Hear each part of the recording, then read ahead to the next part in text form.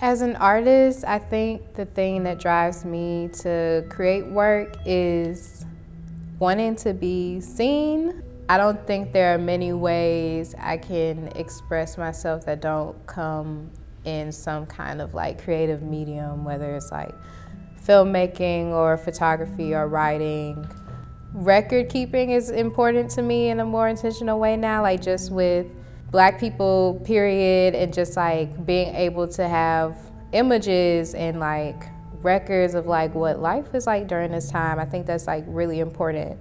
So I'm a person that holds on to a lot of images anyway, like especially digital, like kind of digital hoarding is I don't know if it's a toxic trait, but it's a thing I do. And I think it's just good for your development as a person to just like know where you've been. And like for Black people, especially in America, if you do research on your lineage, just so much that like stops at a certain point, because you know, Black people were not on the census, like we were property, and there's just so much that feels lost almost.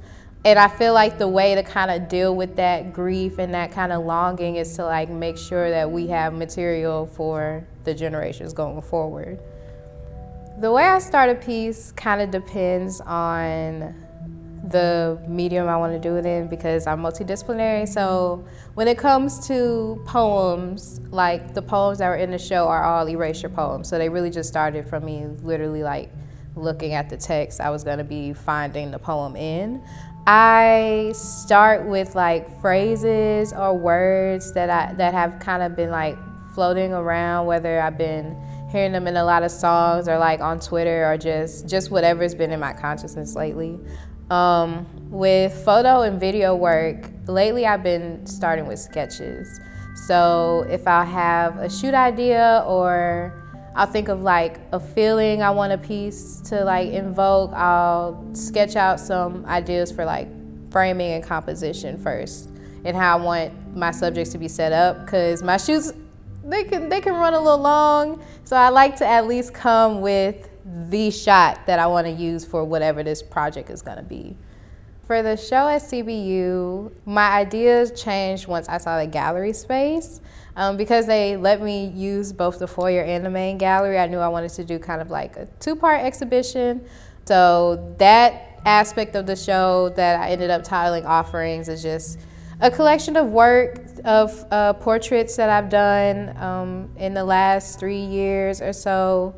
And when I was thinking of how I wanted to present those pieces, or like what pieces I even wanted to present, I knew that I wanted to have a lot of like Black women subjects, a lot of wide shot portraits. I like to do both close and wide shots to kind of like bring you into whoever the subject is world. And so I was looking at folks like Dina Lawson. I think like the way she stages her photographs is just so intentional, and like how she captures the essence of her subjects and like does not overdo it with the staging and setting, and it just makes it seem so like real and familiar. So I wanted like my show to feel like familiar. I wanted people to feel seen in the work.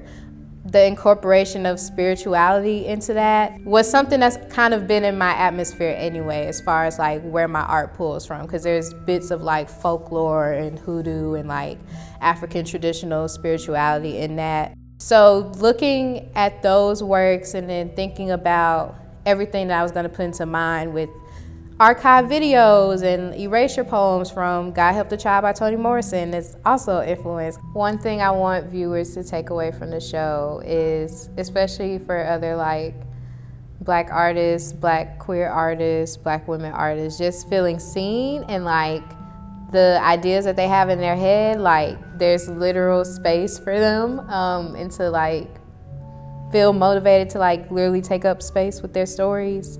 I think the process of the show has definitely inspired me to like